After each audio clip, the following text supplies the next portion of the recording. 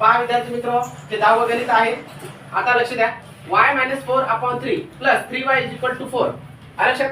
आता काय करायचं, याच्या खाली काही नाही म्हणजे 1 असते. ओके, हे फ्रॅक्शन मध्ये. मग आपल्याला काय करावं लागेल, याचा आणि याचा मल्टिप्लाय करावं लागते, याचा आणि याचा मल्टिप्लाय करावं लागेल. ओके, आणि हे = 4 आहे.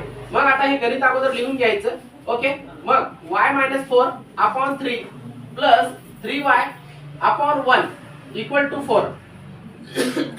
आता बघा, याचा आणि याचा मल्टिप्लाय करायचा. या संख्येला 1 न गुणल्यानंतर काय येते, ती संख्या येते. ओके, कोणत्याही संख्येला 1 न गुणल्यानंतर ती संख्या येते. म्हणून आपण काय करू, y - 4 ला 4 असं लिहायचं. ओके, हे अशा पद्धतीने ब्रॅकेट करून घ्या वाटल्यास. ओके, त्यानंतर आता बघा, हे प्लस ला प्लस. आता याचा आणि याचा गुणाकार करून घ्यायचा. ओके, काय येता हा गुणाकार, 3 × 9 3 × 9 y. ओके, त्यामुळे आपण इथं ब्रॅकेट टाकला नाही, त्याच्यामुळे आपण इथं सुद्धा ब्रॅकेट टाकू नये. इक्वल टू, आता पहा, याचा आणि याचा गुणाकार करून घ्यायचा डिनोमिनेटरचा. 3 × 3. मग आता काय राहिले, इथं 4 राहिले.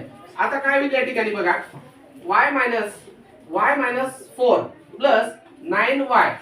ओके, इक्वल टू, आता हे इथं डिनोमिनेटर मध्ये 3 आहे, या इक्वल टू च्या इकडं हे गेल्यानंतर अरेशात काय होतील, याला गुणाकारामध्ये जातील 3.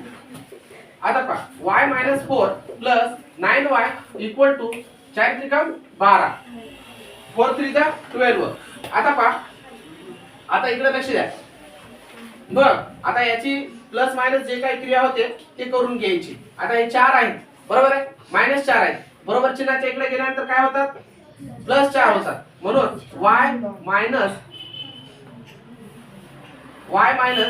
ओके, y - 4 आहे, बरोबर. हे प्लस ला प्लस 9 आहे, 9y, बरोबर. ओके, हे 12, हे -4 आहे, बरोबर. चिन्हाच्या इकडे गेल्यानंतर काय झाले, तर हे +4 झालेले आहे. मग आता या दोघांची बेरीज किती येते, 9y आणि हे y 10y झालेले आहे. 10y, बरोबर. 12 × 4 = 16. आलं लक्षात, 12 × 4 = 16. मग आता लक्ष द्या इकडे. आता या ठिकाणी काय होईल, 10y आहे, बरोबर आहे. 10y बरोबर 16. ओके, हे y ला बाहेर काढायचं, 16 भागिले हे 10 इकडे अशा पद्धतीने आले. ओके, म्हणून आता 2 × 5 = 10, 2 × 8 = 16. म्हणून y बरोबर किती आलं, 8/5 आलं. आलं लक्षात, अशा पद्धतीने. ठीक आहे, हे झालं 10व गणित. आता लास्ट गणित राहिलेला विद्यार्थी मित्र, हे लिहून घ्या. ओके, प्लीज लक्ष द्या विद्यार्थी मित्र. आता हे 11 नंबरचं लास्ट शेवटचं गणित आहे. b प्लस इन ब्रॅकेट मध्ये b+1 प्लस b+2 अपॉन 4 = 21. हे कसं सॉल्व्ह करायचं पहा. आता लक्ष द्या, हे 4 आहे, या बरोबर चिन्हाच्या इकडे गेल्यानंतर काय येतात, याला मल्टिप्लायला येतात. ओके, या संख्येनं काय करायचं, ब्रॅकेटला गुणून घ्यायचं ब्रॅकेटच्या बाहेरच्या संख्येनं. मग आता पहा, इथं पण प्लस आहे, मल्टिप्लाय करता येतो का आपल्याला, नाही. म्हणून प्लस न असल्यामुळे गुणाकार करता येत नाही. ओके, b+1 ओके प्लस या ब्रॅकेट मध्ये b+2. ओके, मग आता काय होईल, हे 21 हे याला इकडे बरोबर चिन्हाच्या इकडे गेल्यानंतर मल्टिप्लाय मध्ये आलेले आहे. ओके, मग आता लक्ष द्या.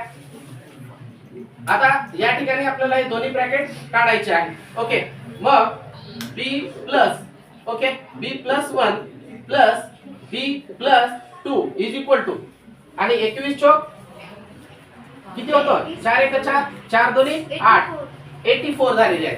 मग आता लक्ष द्या इकडे, लाईक टर्म आहे त्यांची ऍडिंग करून घ्यायची. पहा, लाईक टर्म आहे. ओके, किती बी आहे ते, 1 2 3 बी झाले.